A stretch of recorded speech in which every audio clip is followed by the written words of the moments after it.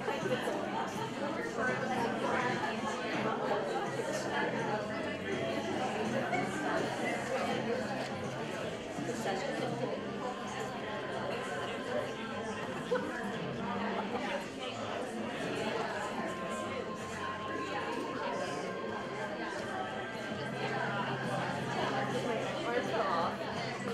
you think I'm just doing it? So my fingers up here.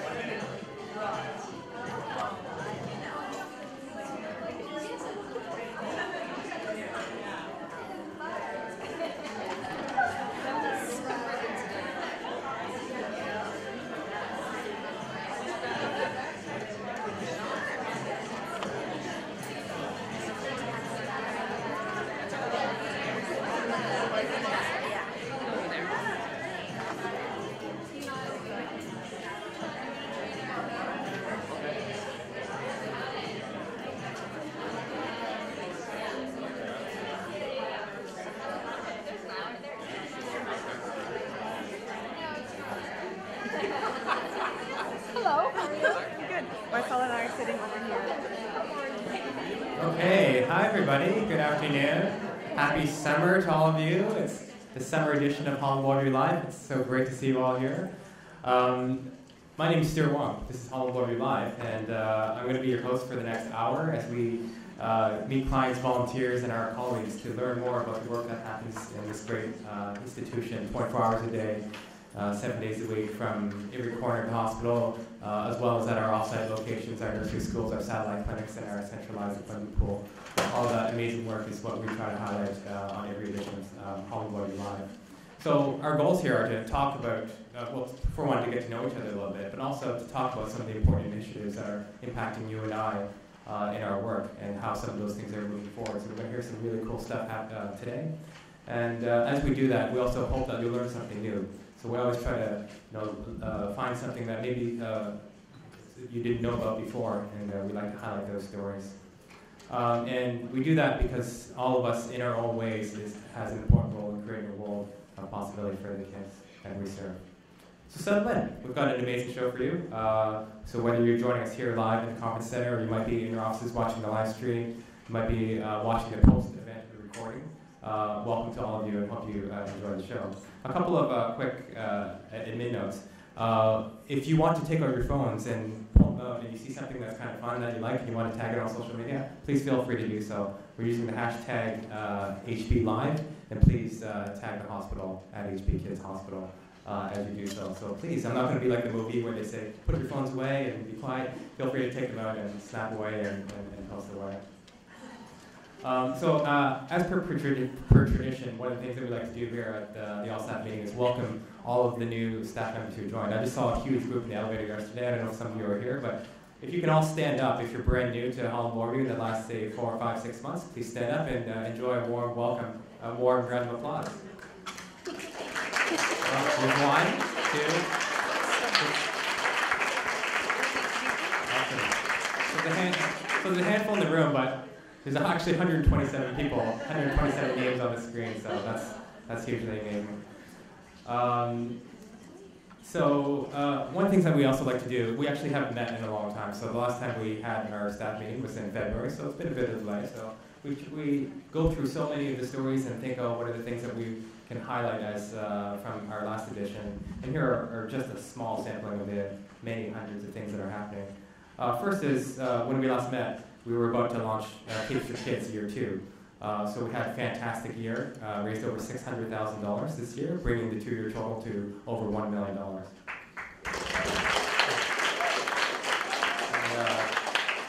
Some of you will know what Dear Everybody is. That's the branding for our social justice campaign, and we have our next edition is coming up in late August. But we continue the conversation throughout the year. So we partnered with the Stopgap Foundation and had an amazing event downtown to continue the conversation so that we can advance social justice on behalf of all the kids and families that we serve. We also launched a $25 million BRI growth strategy to expand their research institute. And that was led by 2 large gifts, a $4 million gift and a $2 million gift by the Smith and Chang family. So that was a huge highlight from the last little quarter. We also launched HB Connect. Stephen Wilson's going to talk to us about some of the IT pieces that are happening, but HB Connect, for those that know that term, you may be more familiar with the other term, Viewfinder. And Viewfinder's like Voldemort now. We're just not going to say Viewfinder anymore. It's HB Connect. And finally, you all have on your chair our impact report. So we wound up our fiscal year at the end of March 2018 and compiled some of the best stories and compiled some of the stats and numbers that put context over the year and put them into the annual impact report. So take a look at that. That's your takeaways, like origami. You can kind of open up and fold back, and you can also visit our website to check out the digital edition.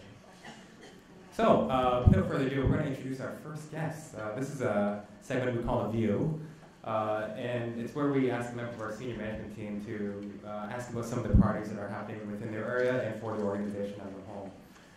So it's my pleasure today to introduce Interim Vice President of Human Resources.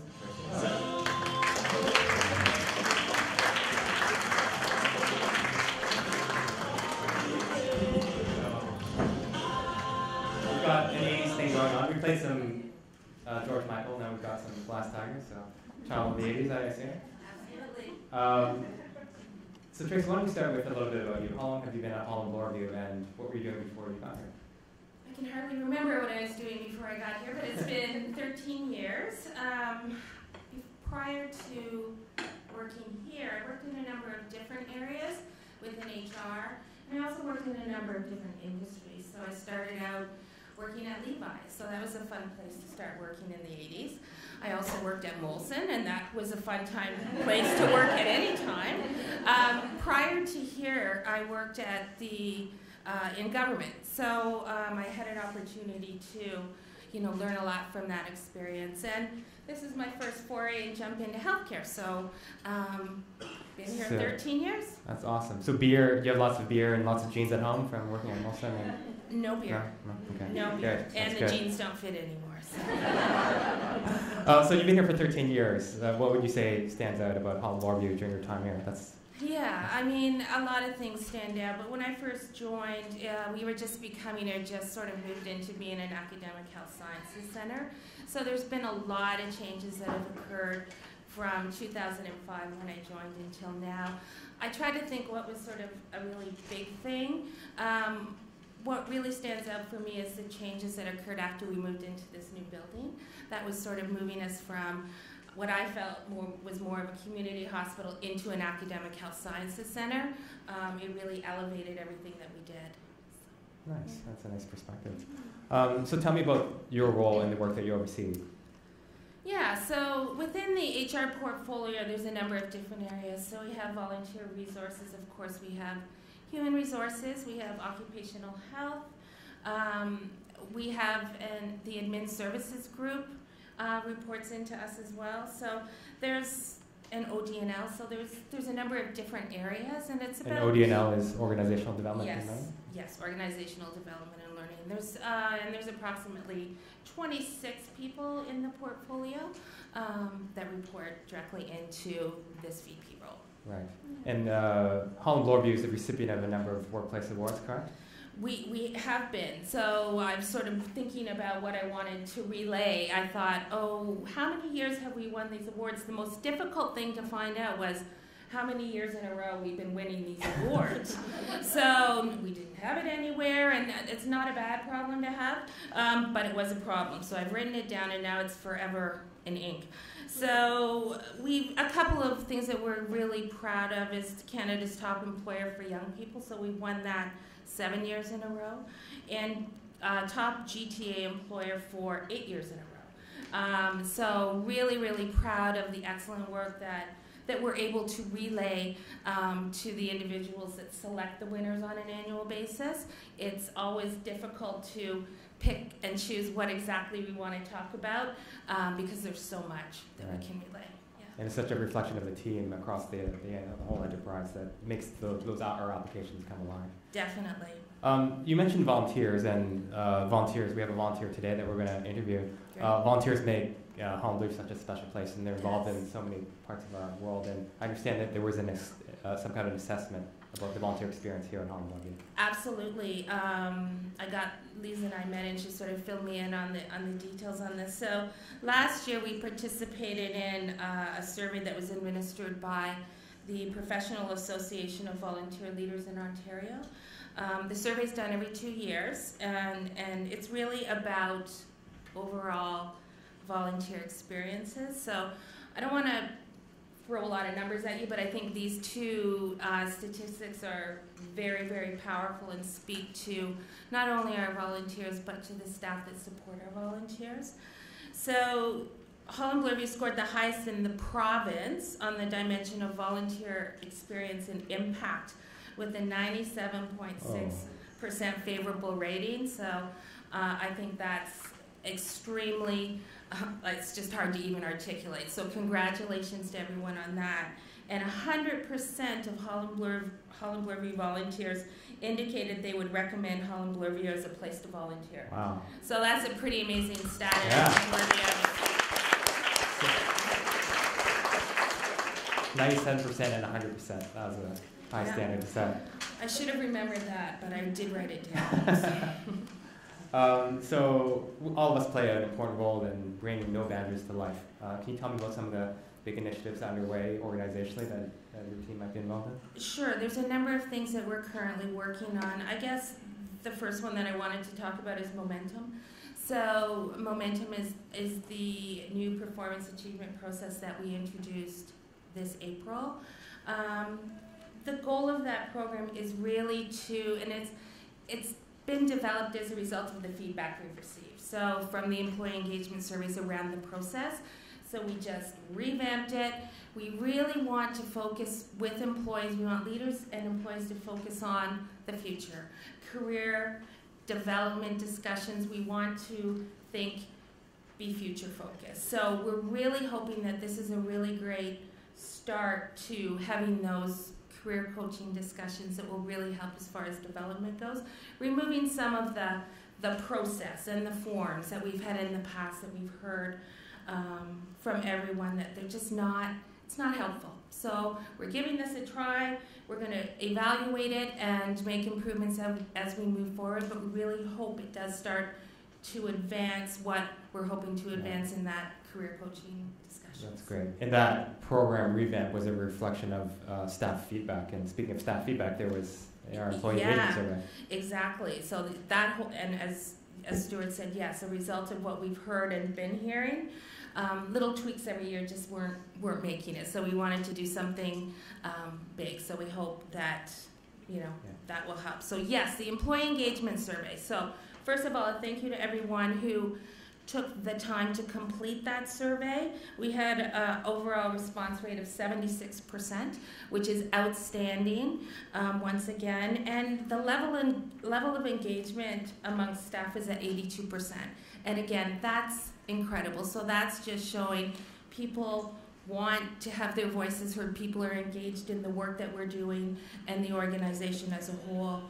I think what's telling as well is that we had 179 pages of verbatim comments. And I want you to know that Julia's read every single one of those comments. The SMT is currently in the process of reading every single one of those comments. It's invaluable. The comments along with the data really help inform direction and what we're going to focus on moving forward. We're going to be engaging all of you on, how you can help support what we're doing. Are we going in the right direction? So that's going to occur over the next couple of months. If you remember, there's approximately 16 dimensions that we surveyed, and the highest rated dimension amongst employees was quality and safety. So I think, again, that speaks a lot to the culture of this organization and why we're all here. The lowest rated dimension was work-life balance and compensation. So again, we hear you. We hear you. But I think it's really important to know that, we had outstanding results, but we have a lot of opportunity as well moving forward and things that we want to improve upon. That's That's great. So those results will continue per other surveys, roll them out with teams and discuss them and find ways that we can move them forward. Absolutely. So there are a couple other things. We're running a little short on time, but I know there's a couple of things we want to talk about, which was some of the executive recruitments that are taking place. Yeah. So just very quickly, we're currently in the process, as you know, recruiting for 3 positions amongst the senior management team, VP People and Culture, VP Corporate Innovation and Services, and an executive lead for equity, diversity, and inclusion. So we've engaged an external recruitment firm to help us with those searches, and we are just in the next couple of weeks going to be starting the first round of interviews. So really excited about those new leaders and how they can support the No Boundaries Strat plan from a leadership and a cultural perspective. Awesome. Yeah.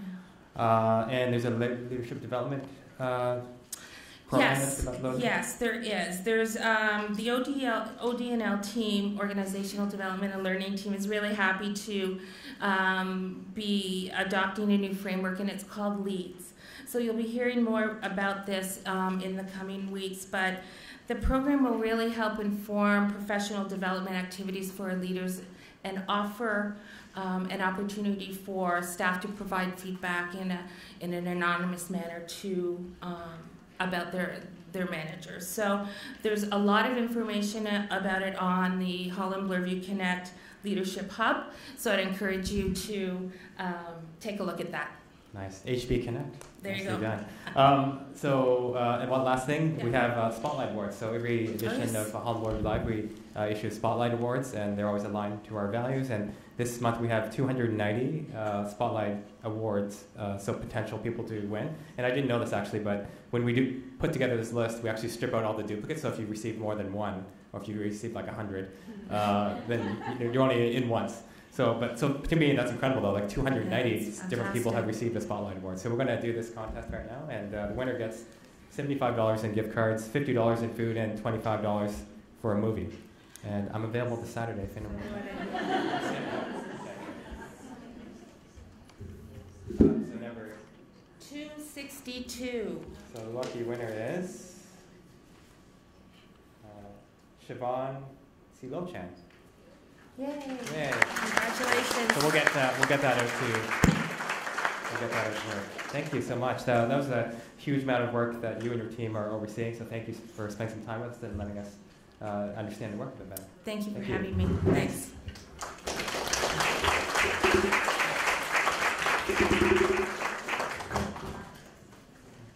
So we spoke about the huge role volunteers make in Holland Bloorview to make it so special. And volunteers, as I mentioned, are in every part of our operation, from the pool, the spa garden, to care on the second and third floors, and all points in between. And here to tell us a little bit about her volunteer experiences, a current volunteer and a former client. Please join me in welcoming Stacey Berman.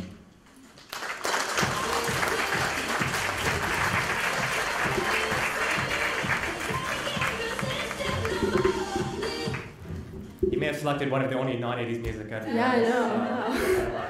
I didn't get the memo. Yeah. Why don't we start with you? Tell me, how old are you? And yeah, I'm 16 years old. Right. And I understand we took you out of school today, so I'm sorry about that.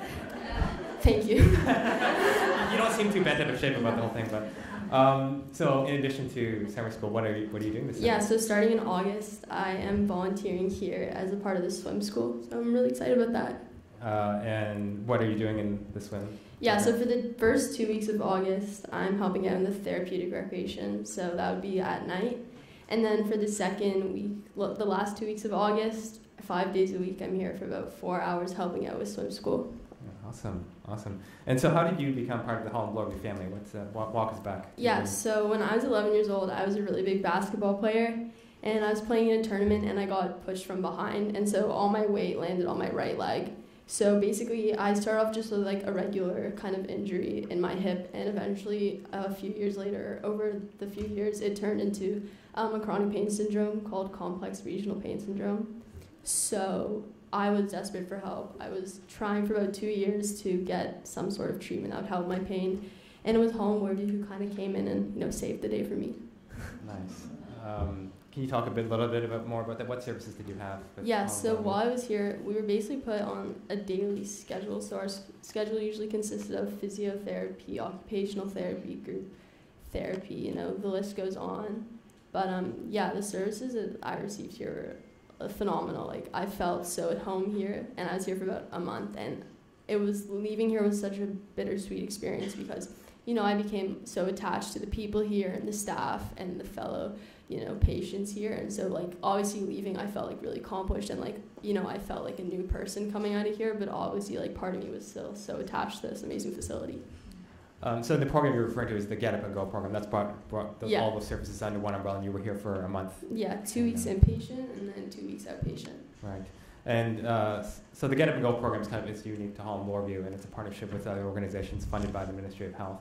And it's kind of for the type of pain that's you can't contend with in other ways. And can you talk a little bit about what got you here? Like, what are some of the other things that you tried before you? Yeah, so I got my injury when I was 11 years old, and I was a patient here right before I turned 14, I believe.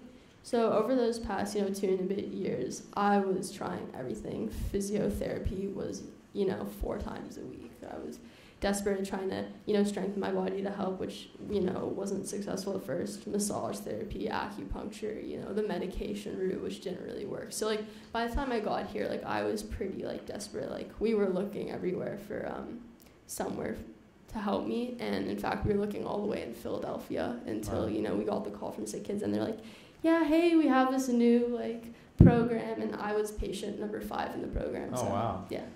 Cool. So, and the approach that the team takes is very holistic, right? All these pieces work together to support the therapeutic approach, right? Yeah. It's just a really, like, amazing how, like, well-rounded it was. Like, it was just, like, the perfect balance of everything. Nice. So you're volunteering with us, and you have a couple different, you have volunteered with us before, and you're doing the swim program this year. Yeah. Can you tell us a little bit more about that, the overall experience? Yeah, so for a year now, since last summer, I was volunteering with Susie Mallory. And basically, Home, where the Get Up and Go program, they use this platform called Paperless, which is kind of similar to a Facebook type of platform. So I am kind of the ambassador of the platform. So we have a bunch of previous patients from the program, and we have them on this kind of social media. And my job is to kind of facilitate conversation and to kind of create, like, a support group kind of environment so that these patients have somewhere that they can, you know, talk about, like, how they're feeling and have a group of people who can really relate to them. Wow, that's amazing. And so, what are your plans for the future? So you're in the school phase. What's 5 years? I'm going to grade 11, so, you know, in 5 years I definitely see myself hopefully in university. I've always had a passion for science, and I definitely, you know, working here when I'm older would definitely kind of be an amazing goal of mine. And so, you know, working towards, you know, something about rehabilitative therapy, so physio, OT, you know, something in that direction. So I hope by the time in 5 years that I'll be doing something towards working towards that, yeah. And potentially working here. We have the interim VP of HR here. You could have a conversation with her. Do some little networking. You know, it doesn't hurt to do that too early. Is there anything else you'd like to say? I mean, we've got kind of a nice captive audience here. Anything else you'd like to relate to the team? Yeah, you know, to, like, all the staff, you know, on behalf, like, I'm probably speaking on behalf of so many other patients. You've changed not only my life, but so many other people's lives. And, you know, you guys are so phenomenal at what you do. So, you know, congrats for you guys for just being a phenomenal, you know, group of people and working so hard to, you know, just make everybody's lives and who comes through these doors so much better. So thank you. Thank you, Stacey.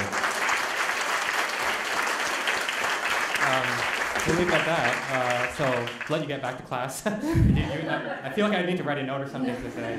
Thank you. It's okay. Thank you.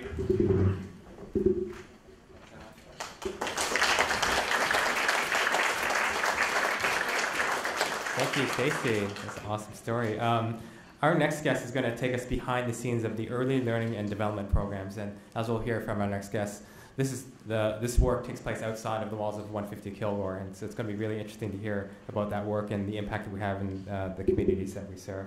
So please join me in welcoming Christy Walsh, Early Learning and Development.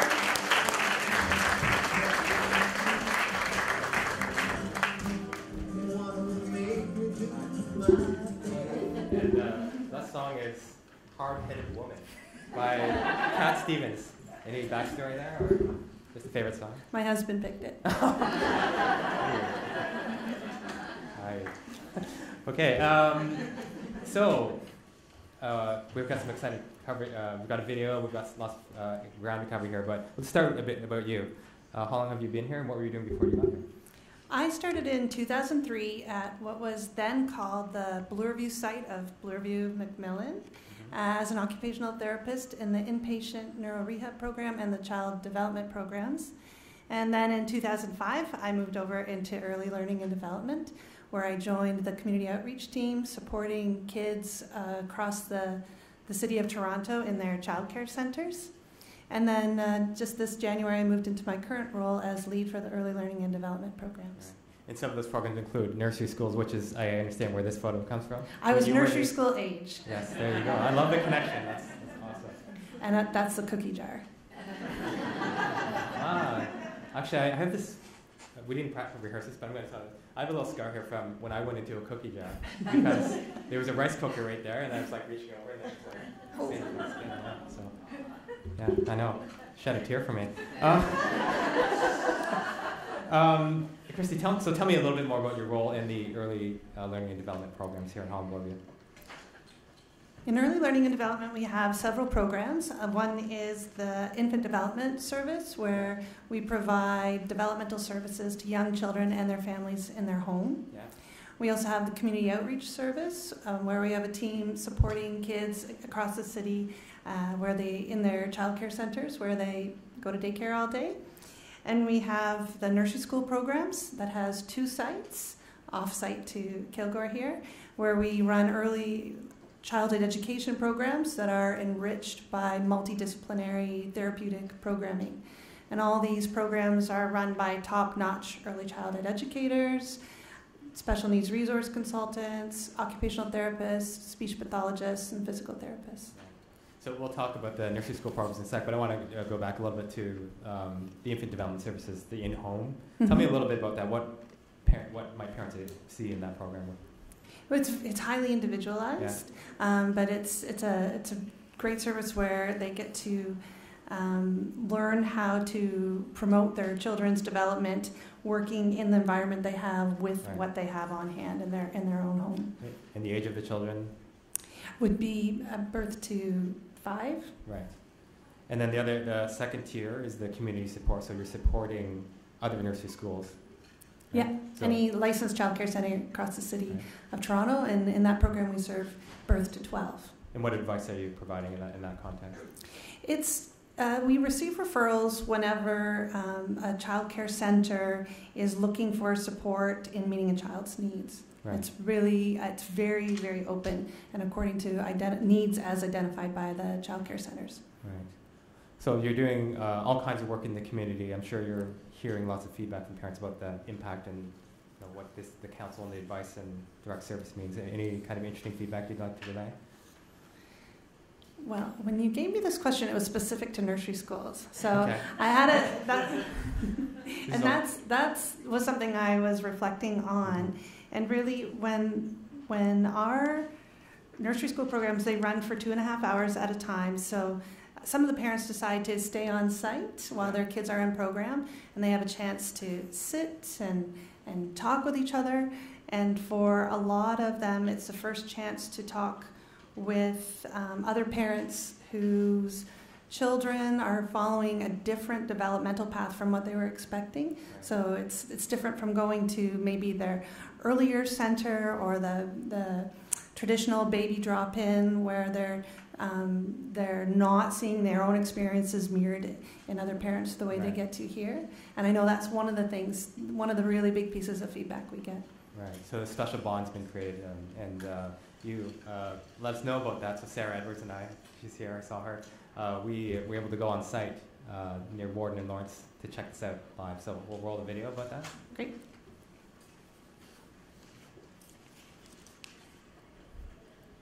The staff is the really key component to me. They are so welcoming and so kind, and they will answer the same question 50 times to help you make you feel better.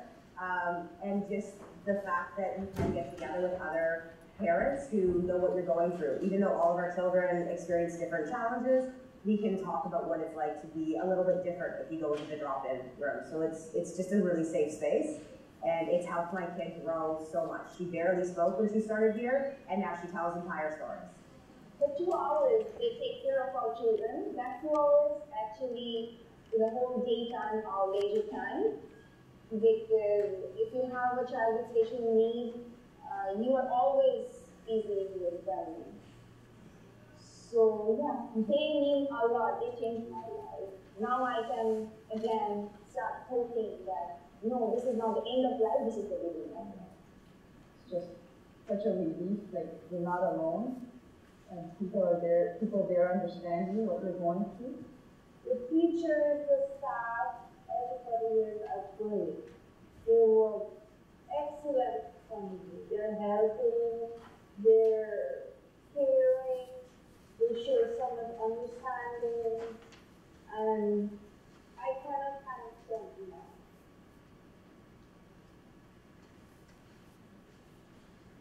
When I came here, my child found good social interactions here with his peers, and I got all the parents as my friends. Because my problems and their problems, my situation and their situation are all the same. So we got a new family here. Every day we come here, it's like we come leaving one family home, coming to be with another family. It's just the support and the love. You feel like the teachers, like they really care. Like you know they really, really care for your child. It's been such a big sigh of relief. I had other mom friends and parent friends, but a lot of our conversations were different. They didn't quite get it, and they didn't know how to talk to me about my daughter. And through very well-meaning intentions, it would sometimes end up insulting, or just we couldn't connect. The moms here, I really feel like I can talk and be open and honest, and we can be there for each other. It's a different level of comfort and support. Coming here was the best decision I ever made in my life. Just I love Holland, Bloorview. I'm so glad my son's not graduating this year because I've been crying. It seems like thank you. It's not enough. And I think they know how much we appreciate them. To me, they are like angels. So I just want to say them thank you for all the love and care you showed to my child, and all the time the love you showed to me, and all those support I got from you. Thank you, Holland Bloorview Nursery School team.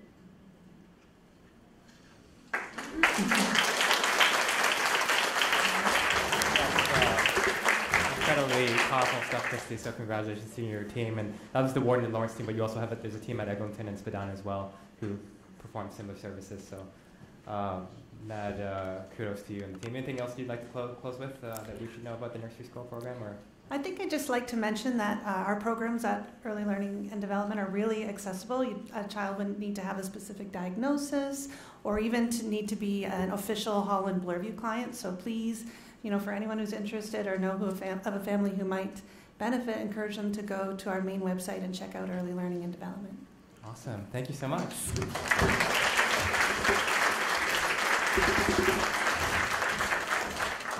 Okay, we're motoring through here, folks, and still a few cool things are left on the agenda. So our next section is about information technology and information systems, and it underpins everything that we do, whether it's email, whether it's our phones, whether it's our client and our project records.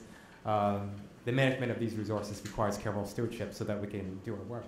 So here to tell us about some of the big projects underway is Stephen Wilson. He's the Interim Senior Director of Information Management and Technology.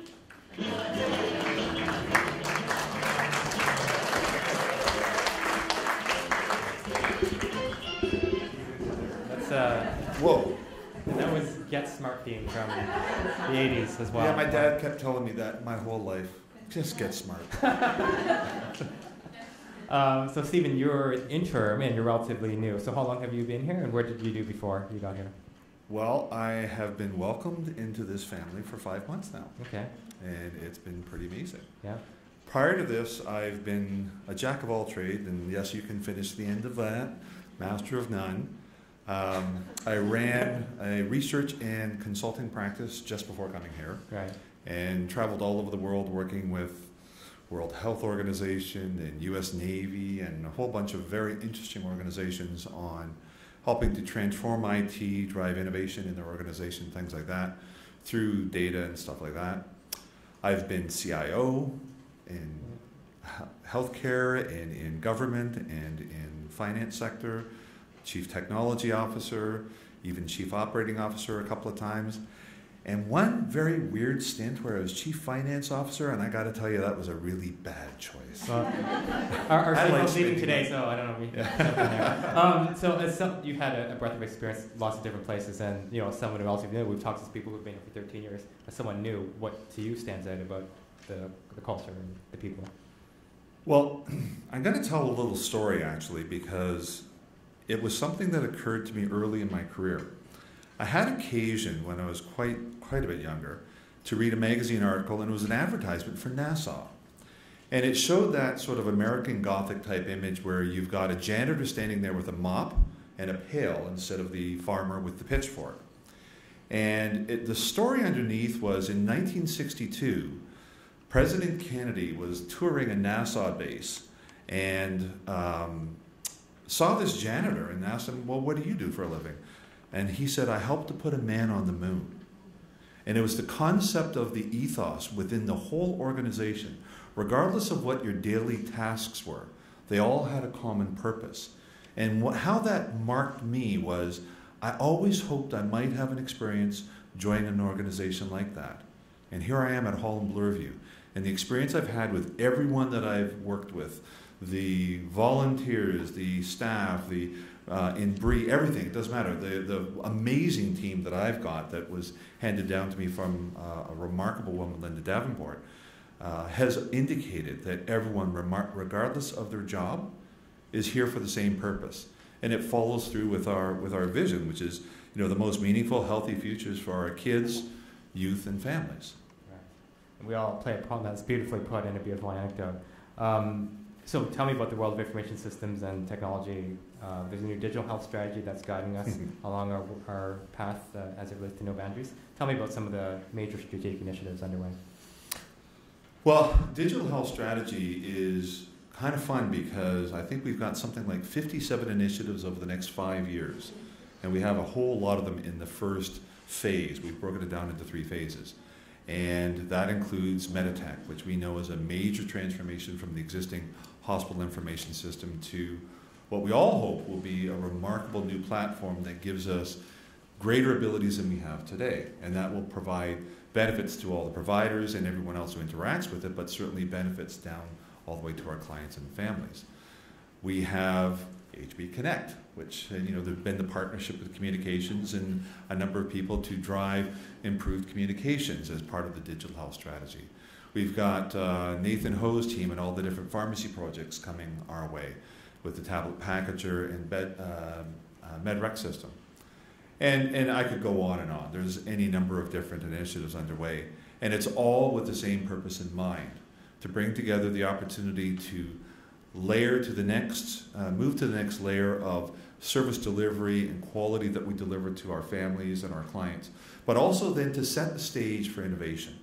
And this is the part that really excites me, is where we can go from there. Right. And some of on the innovation piece, there's a couple other projects I might just probe you on. So there's increased use of the Ontario telemedicine network to increase access. Yep. There's the nurse scheduling to...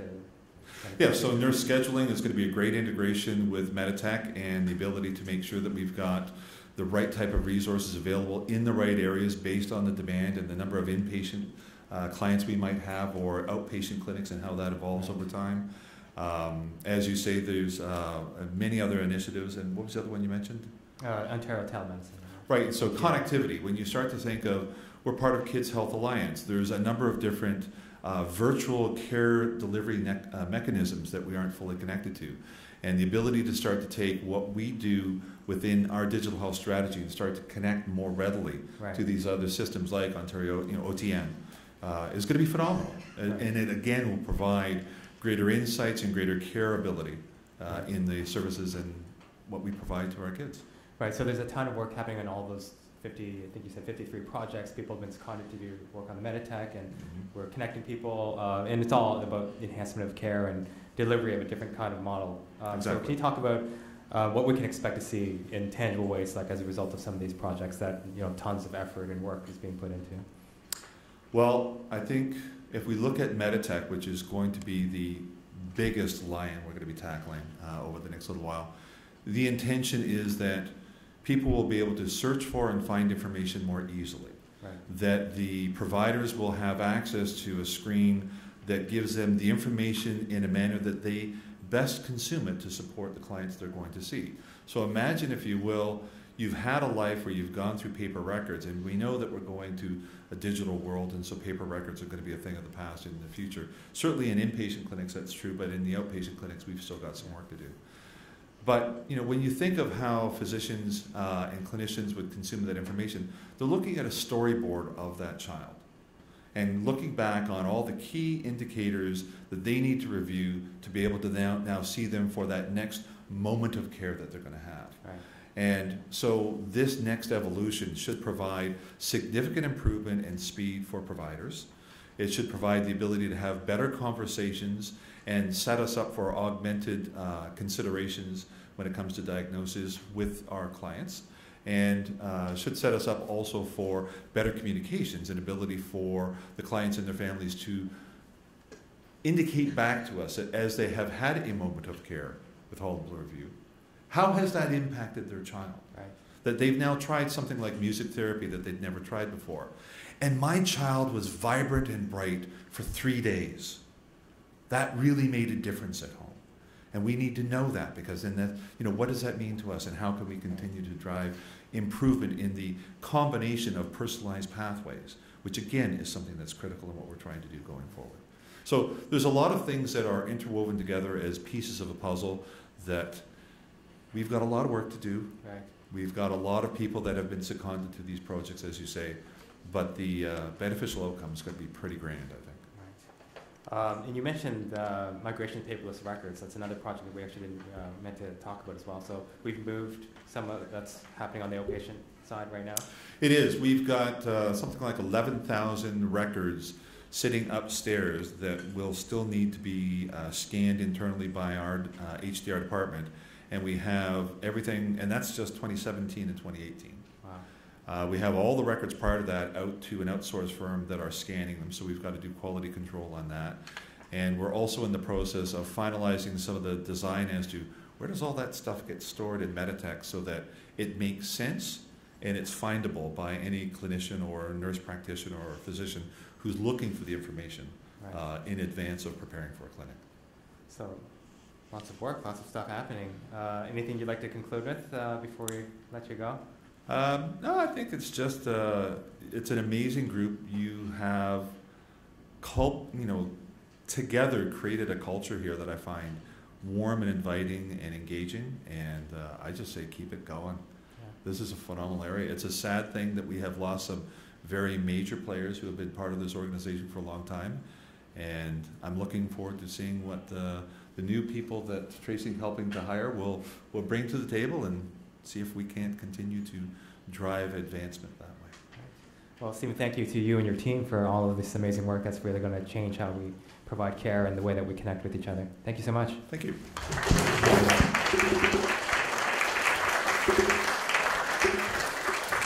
Okay, we're continuing on our IT theme. I'm pleased to introduce two colleagues who are going to help us understand a major initiative that just launched on July 1st. And has the potential to engage thousands of clients and families in research and advance the Holland Bloorview-led knowledge acquisition and discovery. So please join me in welcoming Jessica Hortruba, who's an occupational therapist in our specialized occupational and developmental rehab team, and Nadia Tanel, director of our Bloorview Research Institute Research Operations.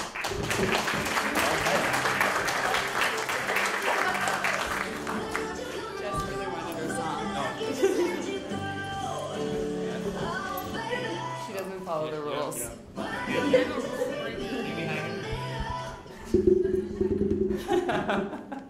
Okay, that means meet me in the middle by Zed, since we're going to meet in the middle here, I guess. Okay, so we're going to talk about connected research, but I want to get to know a little bit about you, as we like to do with our guests. Jess, let me start with you. How long have you been here? And I understand you've had a couple roles too, where you are. Yeah.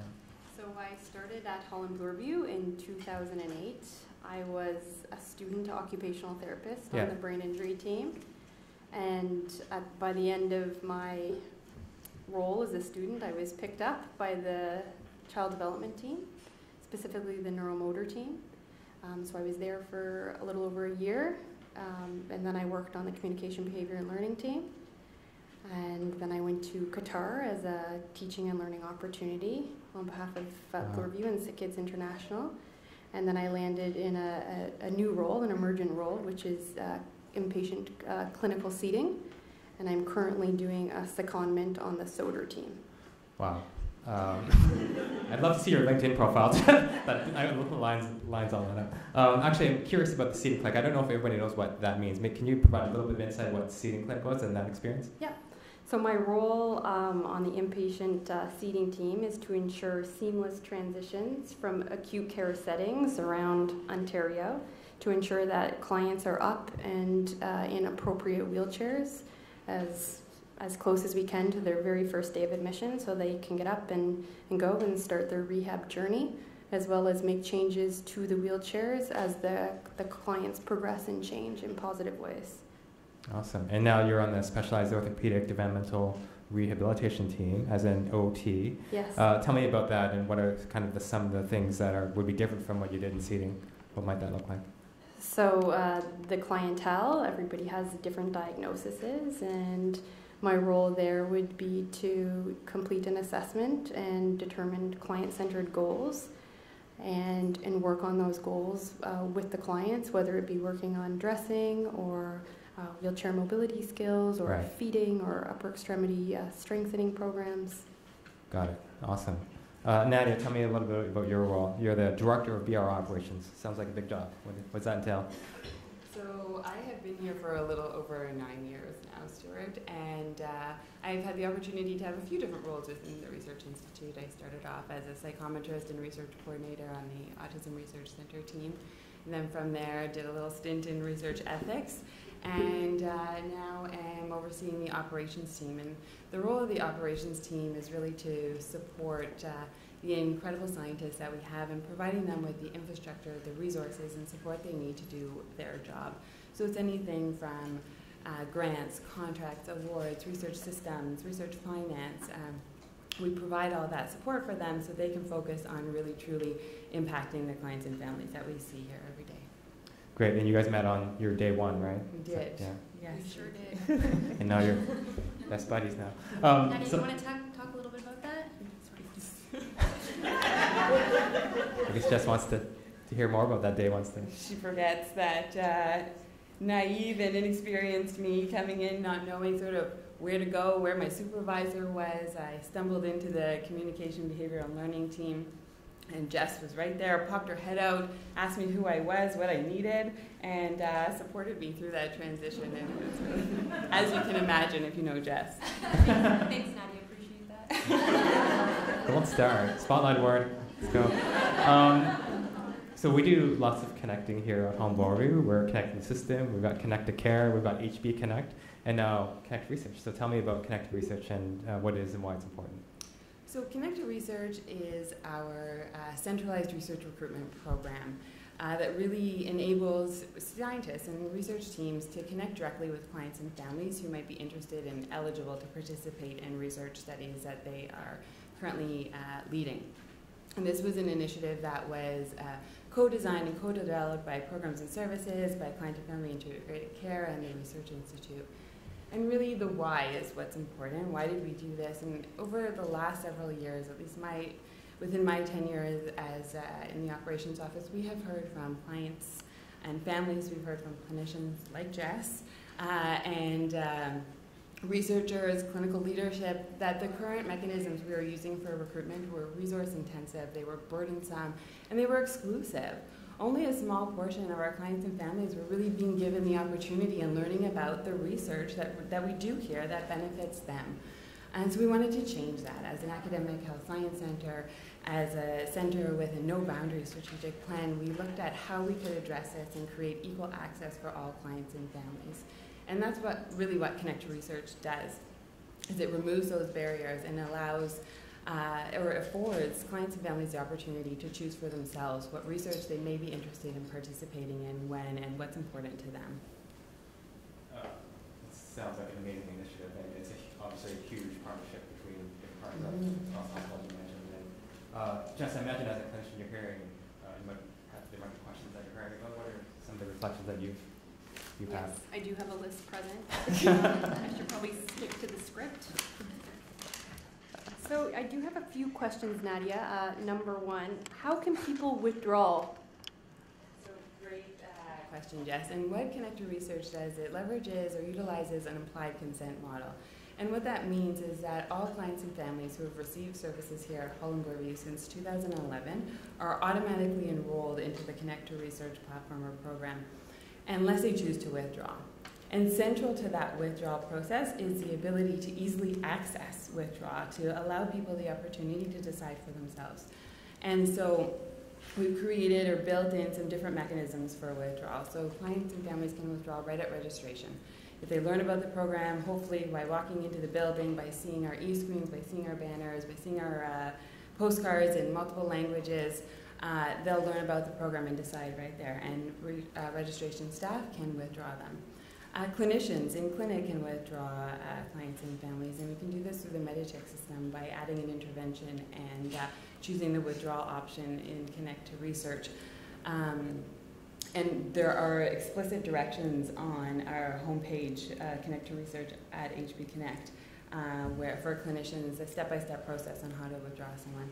And then, of course, they can contact us through our Connect to Research office, and they can do that by phone or by email, and we'll be able to withdraw them quite quickly. Thanks, Nadia. We're turning the tables. Jess is the interviewer. My dream job right here. Getting close to it, right, Stuart? You got it. Okay, here we go. What do we do about potential inaccuracies that may be in the medical record? Great question, and this is something that the steering committee was really interested in, and we heard from clinicians and clinical leaders. You know, they were really concerned about this, and so we worked with our incredible partners within health data records and decision support to really understand how we could limit the number of inaccuracies that might occur. So the first thing that we did is we're focusing or leveraging only on coded diagnoses. And this in itself is going to reduce the number of inaccuracies dramatically. But of course, we all understand, we can only imagine that health data management, as we heard from Steve, is a complicated, complex process. And we appreciate that inaccuracies might still be there, mistakes might still happen. So we're able to refine a process to ensure that if we are made aware of an inaccuracy through Connect to Research, that the appropriate physician or clinician is notified and that change can be rectified if appropriate, quickly and promptly. And the other piece to note is that we're going to withdraw those individuals from Connect to Research until we can rectify the problem so that they're not contacted again with the same potential inaccuracy. Thanks, Nadia. Okay, one last question. What is the long-term vision of Connect to Research? Can you speak to that? Of course I can speak to that. So Connect to Research, as I said at the beginning, is meant to provide equal access and equal opportunity for all those who want to participate in research that may benefit them in the near future or in the long term. And we actually want to take that beyond just the walls of Holland Bloorview. So what that means is our next phase is an externally facing platform that will allow members of the community to allow individuals who may not receive services here, as well as their families, as clinicians, interested members of the public, to enroll in the program and find out about research opportunities that they may be interested in participating in. And we're really excited about expanding our reach and really enhancing our ability to involve all members who are interested in participating in research into the Research Institute. So it could be like just a huge game changer in terms of advancing the pediatric disability research enterprise on a Canadian and global, potentially global scale. Yeah, that's amazing.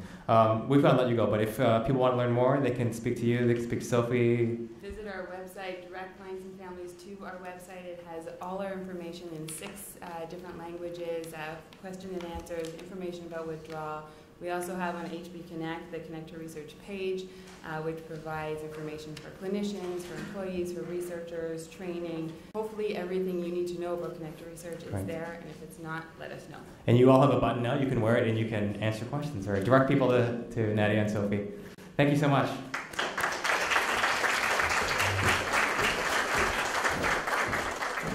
Our next guests are going to talk to us about the fun that's in fundraising. So many different ways to get us all involved in supporting the work that we do in different ways. Please join me in welcoming Lindsay Hutchison and Alex Hodge.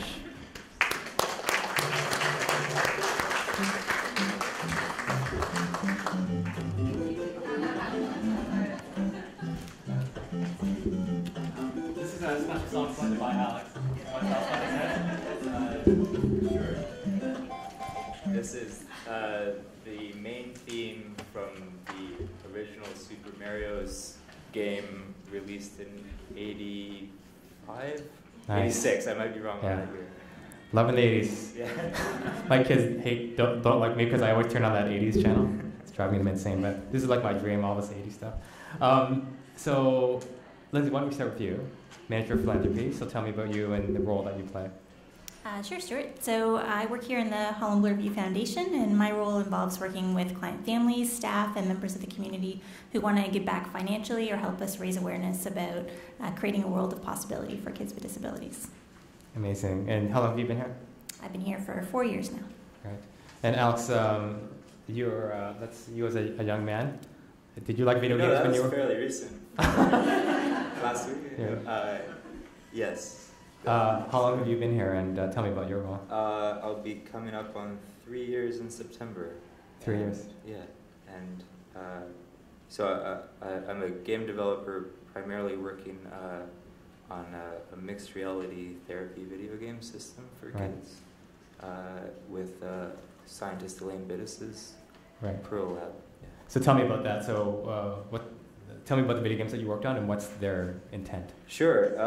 So the games are intended to help kids with their progress towards their physical and occupational therapy goals, and also be an inclusive and accessible activity for kids to do with their siblings or friends or even their parents. Right. And it's meant so that we can engage in therapy. It's video games, so it's fun, and then eventually commercialize it as well, expand beyond.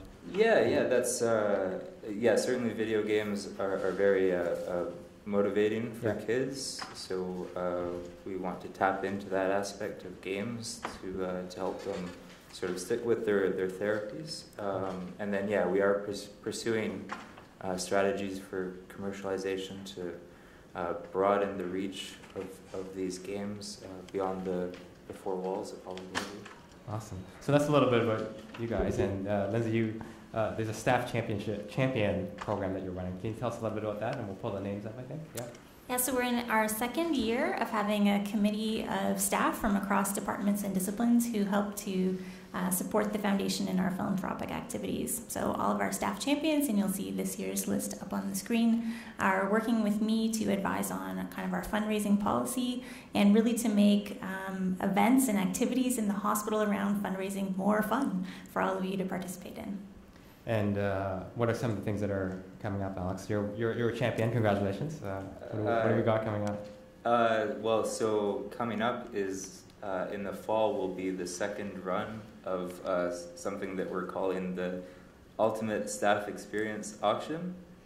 Staff Ultimate Experience Auction. I can't remember the order, but basically the idea is staff can submit items to bid on, experiences, sort of, or just actual items, and then staff can do sort of, I guess it's a bid on silent auction format. And last year you put in a game development session. Yeah, so last year I submitted an item as a game development tutorial experience, which turned out to be super fun. Someone wound up, the winning bidder gave the experience to their son, so we wound up spending. And they invented Fortnite, right? That's what Sorry? happened. They invented Fortnite out of that session with you. That's how Fortnite came around, and Angry Birds and Pokemon Go all in that one session. Awesome. Yeah. And Lizzie, I think you did some wine, or you're going to contribute some wine this year? Yeah, I donated wine tasting last year, and that will be, and again, it can't compete with Pam Green's wine tasting, but it'll still be a good option to bid on. And speaking of Pam, she bid on my dim sum authentic experience, which is what I contributed last year. So I'm putting an early plug. So I put in dim sum, take you to Chinatown, show you all the awesome food that's there and some of the traditions that go along with it. So yeah, we're going to all do that, and we encourage everyone to contribute. So if they want to get involved with this, they should reach out to you or any of the staff champions.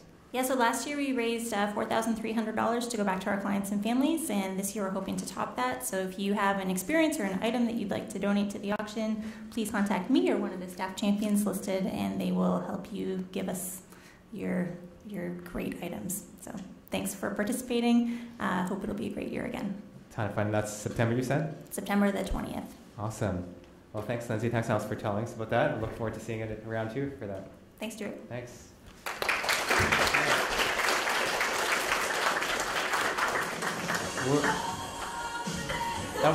That was Lindsay's song. Okay, we're a little bit in overtime. I just want to say a huge thank you to all of our guests. Thank you to all of you. Thank you to Gore. Thank you to Sarah. Thank you to Elena for making all this happen. There's a survey. Please fill it out. Always helping to generate new ideas for guests. There's a prize for anyone if you leave your name, and we'll draw your name. Thank you, everybody. Have a great day. Enjoy your summer. Be safe.